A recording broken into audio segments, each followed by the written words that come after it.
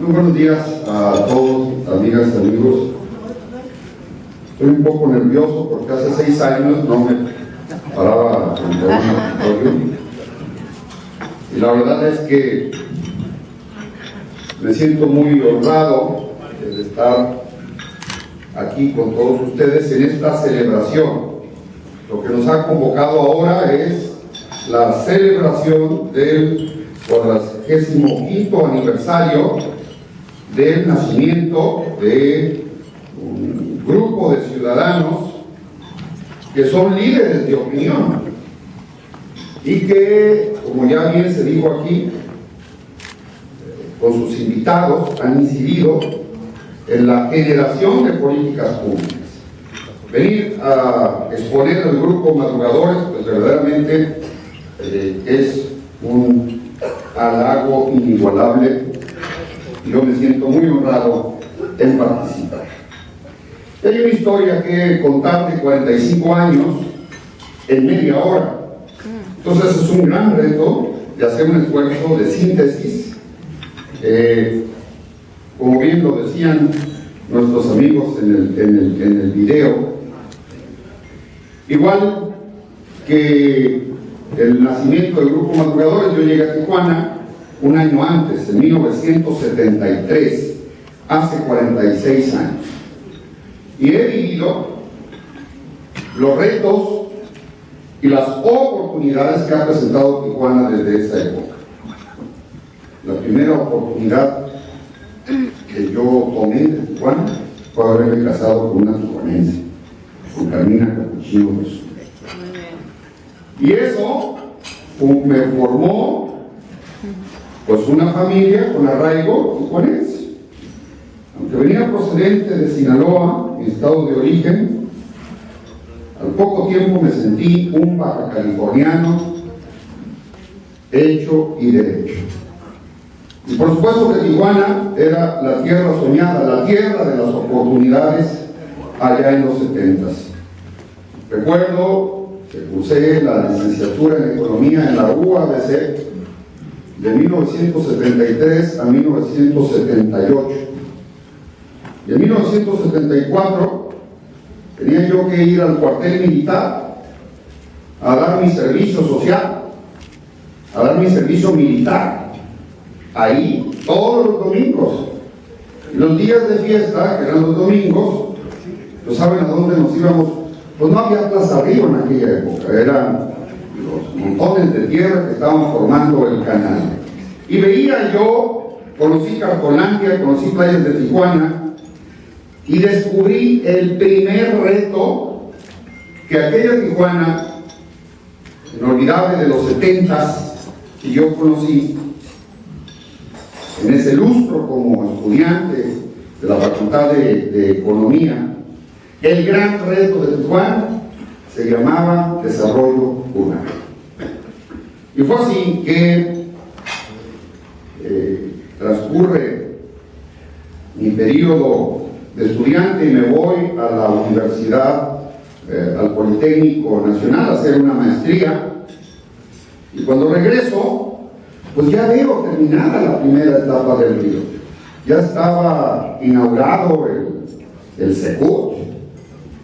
Yo recuerdo la canalización de la primera etapa del río, pues, a mi juicio, ahí inicia la primera solución del gran reto de la época de los 70.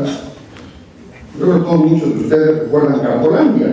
Era lo primero que veíamos cuando los turistas norteamericanos venían. Recuerdo que los cambiaron allá ¿a dónde? Ayúdenme. Al 70-76, allá a un lado del aeropuerto, ¿no? De la base militar que está allá. En el 71-77, siendo gobernador Milton Castellanos, en esa época la caracterizó esa infraestructura que muchos recordamos, las vías rápidas, los centros comerciales, Plaza Río, la infraestructura cultural. Recuerdo la construcción del centro de gobierno actual, que con algunos empresarios que debían impuestos, mira, ya salió uno que salió. Llegó a un acuerdo con ellos y les dice, oye, tú que debes impuestos, ayuda a construir, y así lo hizo. Fue una gran época de infraestructura 71-77.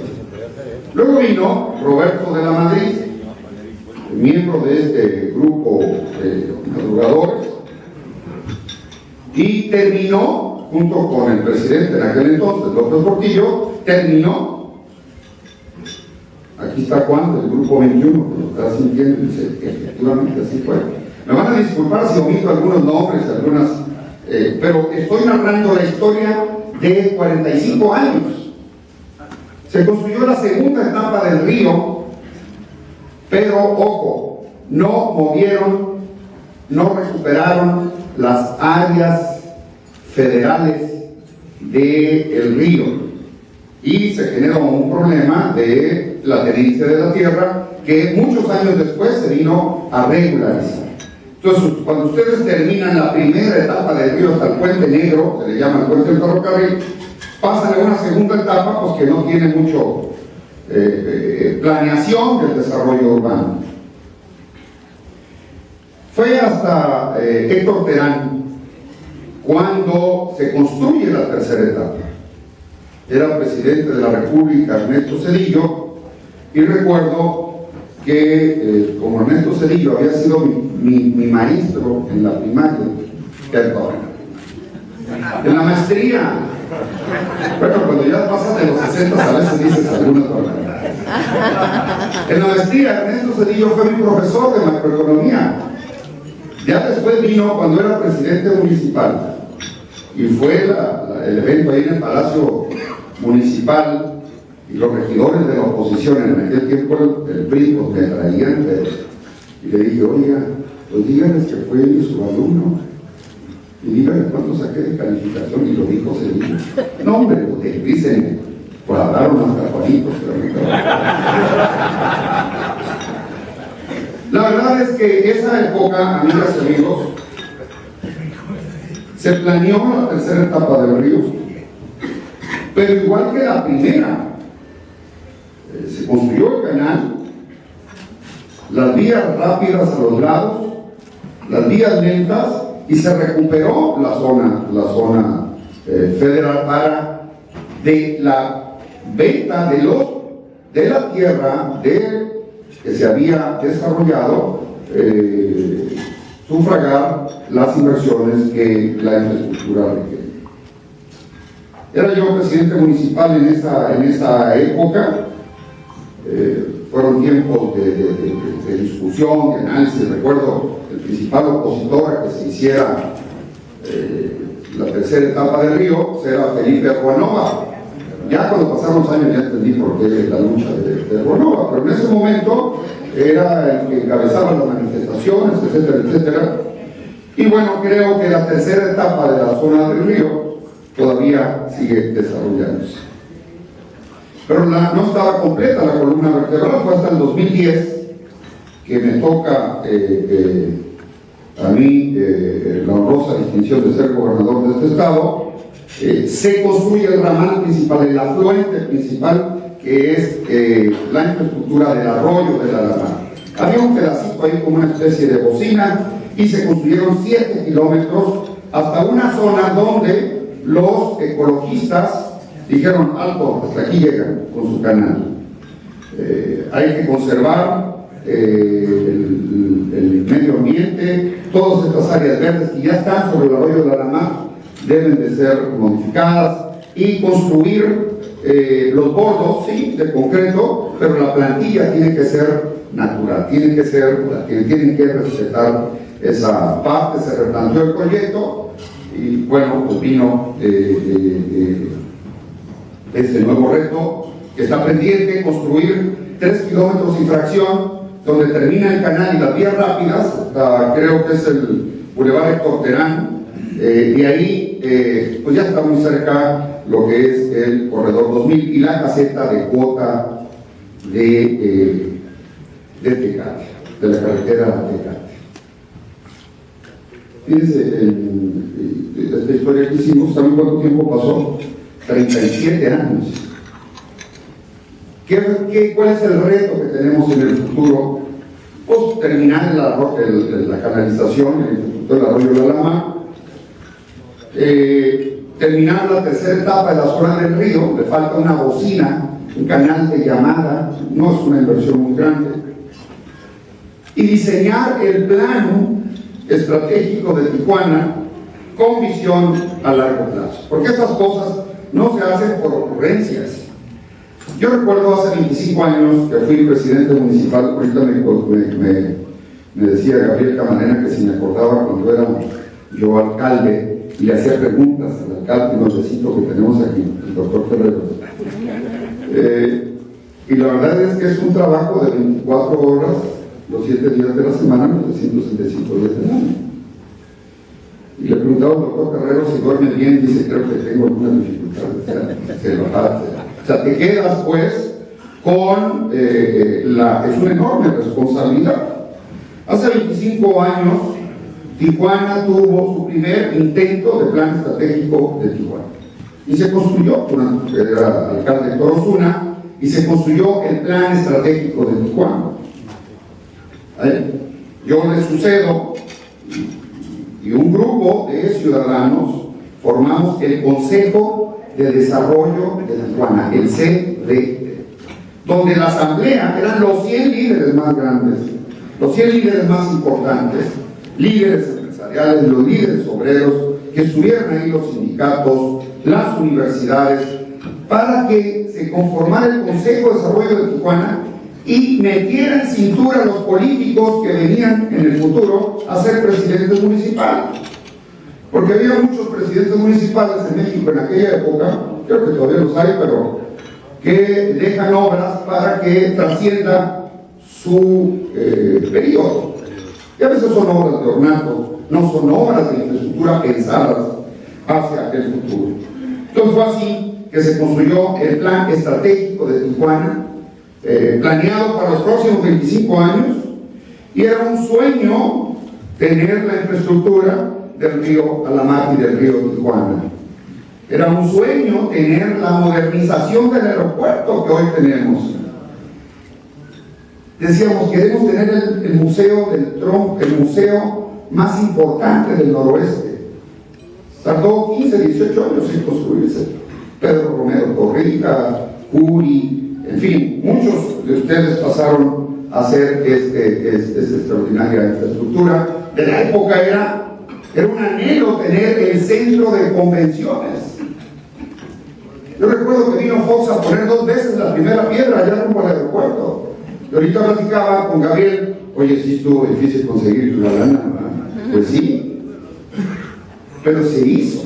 Y ahí está, es uno de los pocos, creo que es el 2 o 3 centros de convenciones que tienen números negros y que está a plena vigencia su uso. Esa infraestructura se planeó, se soñó, se construyó y se empezó junto con todos ustedes, con el grupo madrugadores de mucha gente que vino aquí a comparecer, yo entre ellos, cuando era director del organismo de agua, cuando fui presidente municipal, cuando fui candidato a diputado federal, cuando fui candidato a gobernador, después como gobernador del estado. Es una tarea de todos, no es una tarea de un solo hombre. El gran reto para el futuro es, a ver, señores, hay que hacer los planos de Tijuana para los próximos 30 o 40 años. Si para hacer un edificio se requieren los planos arquitectónicos, el plano estructural, el plano eléctrico, el plano hidráulico, el plano, nomás vayan a pedir un permiso de construcción al alcalde. Con mayor razón para una ciudad. Hay que hacer los planos de futuro de Tijuana y que cada alcalde, cada político que venga, que se sume a esa causa. Pero lo que va a garantizar el futuro es la participación de ustedes. Por eso yo suscribo ese principio, esa declaración de principios del inicio que leyó, uno dice, queremos un país libre. Está hablando de la libertad como el valor fundamental del país. Un país libre en el que el gobierno actúe hasta donde sea necesario y la ciudadanía hasta donde sea posible. Es decir, más ciudadanía y menos gobierno. Y ese es el principio, esa es la gran causa que abraza el humanismo político. El valor fundamental es la libertad de una democracia, la subsidiariedad, es decir, tanta sociedad como sea posible y solamente el gobierno que sea necesario, y por supuesto la solidaridad de los ciudadanos por la causa. El segundo reto que yo veía desde esa época era el tema del agua potable y del alcantarillado sanitario. Yo recuerdo en la bocina del arroyo de la Alamán, por aquí hay unos industriales de Canacita, no se me vayan a ofender, pero algunos de ustedes también lo vio. Había un tubo como de 24 pulgadas de diámetro descargando las aguas residuales de los industriales. Esa era la situación, ese era el diagnóstico.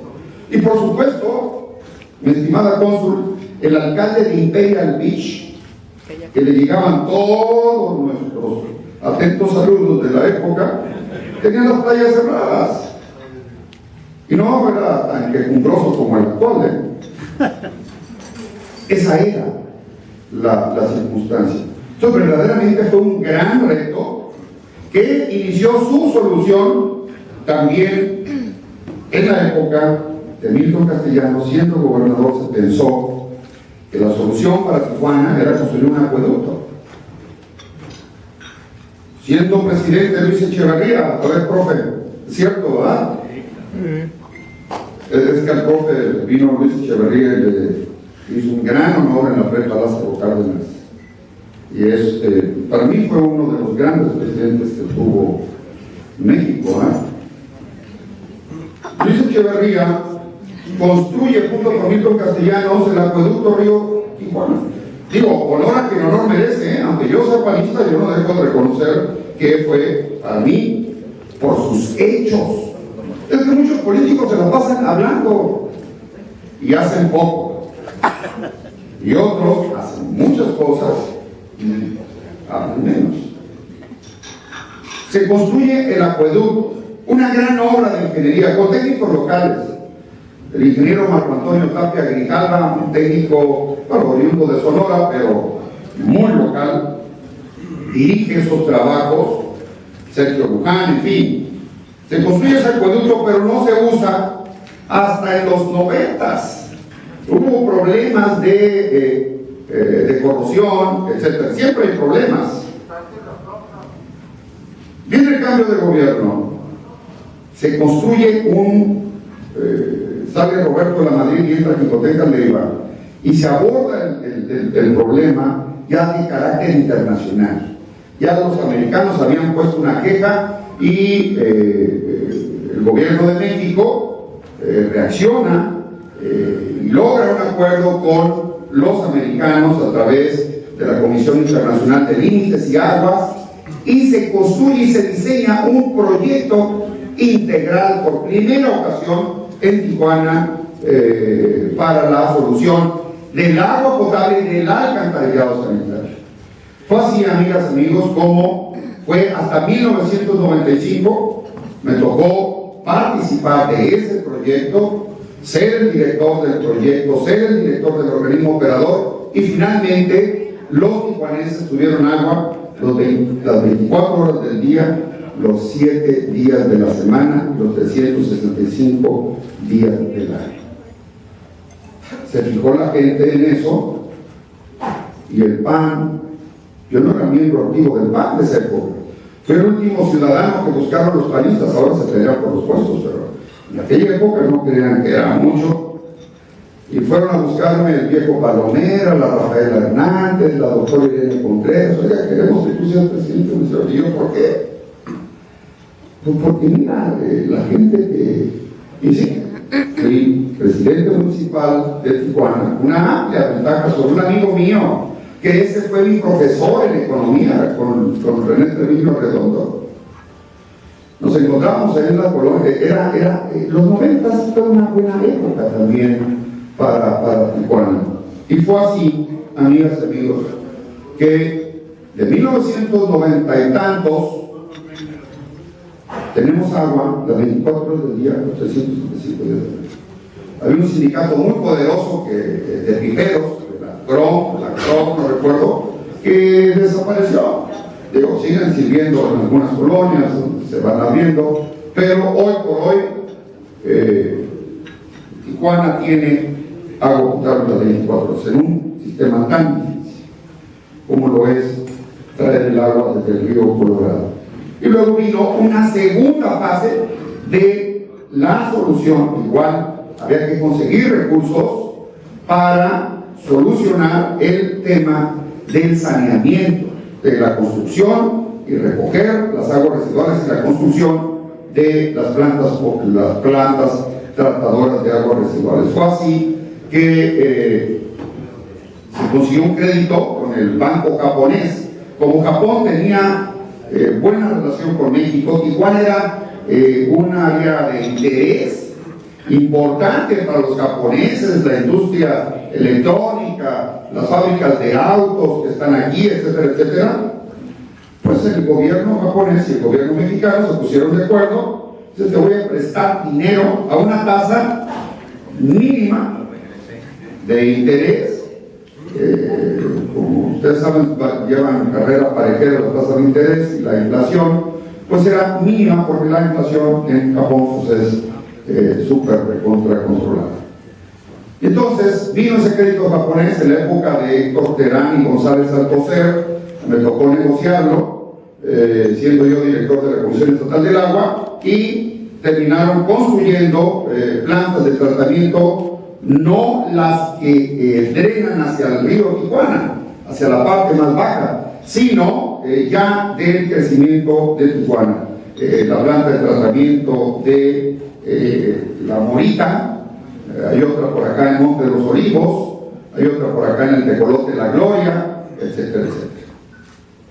Pero todo eso pues, se acaba. Toda infraestructura que se diseñó para 30 años, pues ya está cumpliendo su vida útil. Me tocó también ampliar la infraestructura del acueducto Río Colorado-Tijuana, una segunda tubo de subida en la Rumorosa que le da 10 años más, 1.300 litros por segundo, como para 10 años más de abastecimiento a los tijuanenses. Pero hay que definir, Carlos. Hay un planteamiento del gobierno del estado de construir una desaladora. Yo he discutido al interior del mismo gobierno, es una posición pública mía, no el secretario lo conoce, y lo he dicho con mucho respeto, que es un planteamiento que debe de revisarse, porque tienen un contrato de 2.500 litros por segundo.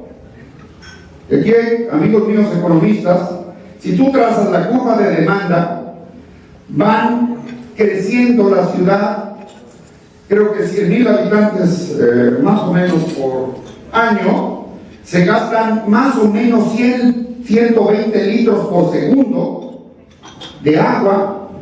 Bueno, pues está bien, construir otro tubo de allá va a estar imposible, pero sí podemos desalar, pero de manera modular. Es decir, hago un módulo de 500 litros y el costo financiero de eso va a disminuir. Luego hago otro módulo, otro. Tiene que, desde mi punto de vista, con todo respeto, esa desaladora, desde mi punto de vista, no tiene viabilidad si no se hace de manera modular. Pero también vamos a caer en un problema si no se revisa de manera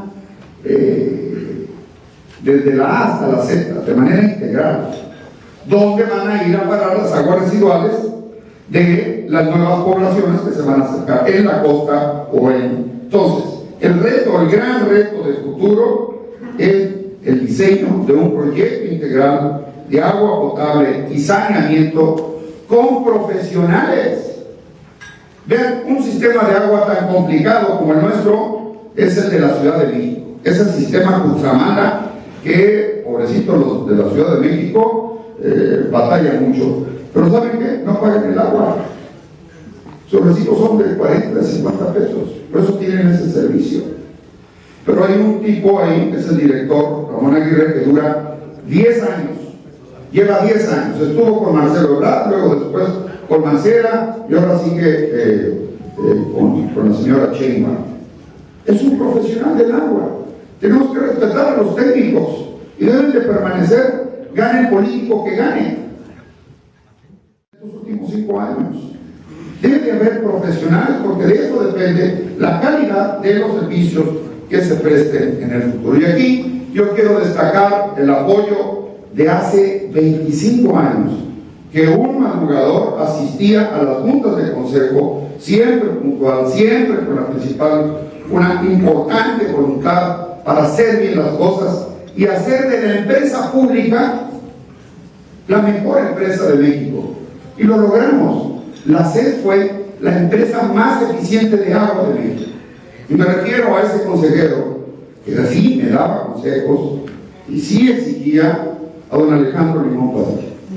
Muchas gracias, don Alejandro, por toda su aportación. Como bien reza el decálogo del grupo Madrugadores. Finalmente, amigas, amigos, si me pasé ya los 30 minutos, ya llevo 40. Luego, ya llevo 40. No.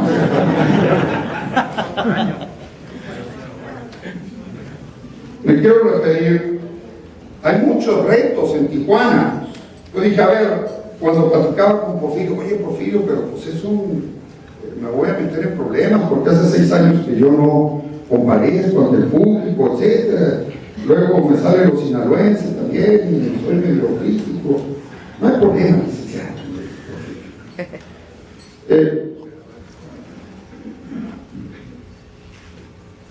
Igual tiene muchos retos: la educación, la salud, la movilidad ahora, el transporte, los segundos pisos, las vías rápidas. Pero hay uno que destaca sobre todos, y creo que es el principal reto que tenemos. Es el reto que tiene cualquier estado: garantizar la seguridad de sus ciudadanos. Y ese reto, amigas y amigos, Tijuana ha vivido distintas épocas. Yo escuchaba, leía a Blanco Ornelas hablar sobre una época que hubo en Tijuana donde vino un fiscal federal y puso orden. ¿Sí recuerdan? El Tocacangas. Así, era un fiscal federal. Y armó un gran equipo. Y yo conocí de la existencia del Tocacangas porque la esposa de Alonso Lucambio era su hija. Yo ya conocí la historia del Tocacangas por su hija. Ya había él tenía una consigna: poner orden. Esa época, amigas y amigos, creo que en la época de los 70 no teníamos grandes problemas. Llegaba el de la leche y dejaba la ñora. Muchos tijuanenses, la leche en el quicio de la puerta, y ahí seguían, nadie se la llevaba por las bicicletas o quedaban los patios abiertos. No había ningún problema mayor de seguridad en Tijuana que su leyenda negra, que los norteamericanos en la época de la prohibición pues venían aquí a tomar alcohol, o después venían ¿se acuerdan del turismo de Adora, que no nos gustaba mucho porque usaban entonces ponían pipas porque aquí la mayoría eran los 18 y allá hasta los 21, que esos 3 años se inundaba Tijuana de turistas de dólar, les llamaban en aquella época. No había graves problemas de seguridad. Me tocó la época del 2007, recibir un estado complicado, una ciudad complicada, la seguridad perdida. Muchos empresarios se fueron a vivir a San Diego. Se armó un proyecto integral de seguridad y justicia. La seguridad debe ser obligación, es obligación del Estado mexicano brindarla a sus sus ciudadanos. ¿Y quién es el Estado mexicano? Pues son los poderes. Es el municipio, es el gobierno federal, es el gobierno del Estado, son los diputados, son los militares, son los senadores. Ese es el Estado mexicano que conforman, ¿sí?, que tienen obligación de defender a su nación. Pues eso es lo que hay que aplicar. Es una política de Estado, no puede ser una política del PAN o del PRD o del Moreno, no, es una política de Estado. Y eso es lo que hay que asumir. Y eso fue lo que asumimos. Yo recuerdo, había restaurantes de los más populares de aquí de Tijuana en esa época, que no iban más de 3, 4 comensales, 3, 4 mesas, me lo platican ahora. Entonces, ¿cómo enfrentar ese reto? Si el doctor, que tiene como 15 días, ¿verdad?, batalla y con problemas de sueño, pues imagínense mi situación en aquella época, pues era de entrarle y de asumir riesgos. Pues entramos como Estado mexicano y semana con semana nos reuníamos y todo el mundo quería mandar a la Policía Federal, estos, los otros, los estatales, los municipales. A ver, hay que poner orden primero, y se puso orden. Hubo un plano que construir en materia de seguridad y un plano que nos costó 3 años construirlo en materia de justicia, porque la gente exige y todavía sigue exigiendo justicia pronta y expedita.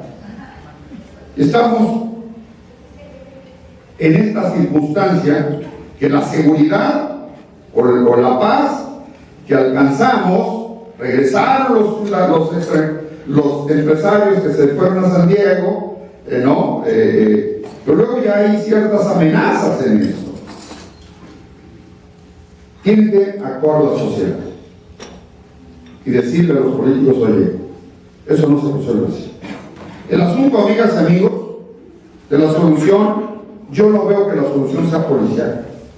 En aquella época nos ayudaron mucho los militares, porque decidimos que un general muy querido aquí en Baja California, el coronel, si lo veo por allá no lo saluda, el general Duarte Mújica, quien le encargamos: tú coordinas los esfuerzos como coordinador. Tú no eres el jefe de la Isaola, tú no eres el jefe de Rommel o de Daniel o de todo el equipo de seguridad. Tú eres el coordinador. Debe haber un mariscal planeando y diseñando y ejecutando lo que dicen los planos. Y así se logró restablecer el orden y la seguridad en nuestro estado. Pero falta la otra parte, el tema de justicia. Fue entonces que se asumió un enorme reto. Habrá muchos abogados aquí que me corregirán, seguramente, pero el sistema de justicia mexicano tiene el viejo sistema de justicia penal. Tiene más de 200 años. Viene de las reformas constitucionales de 1800 y tantos.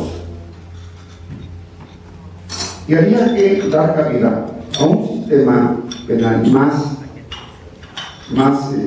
transparente, rápido, eficiente, y surge el nuevo sistema penal mexicano.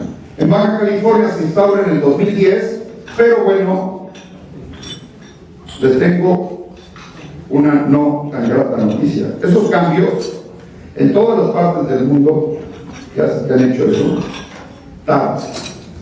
tarda una generación en ponerse en práctica.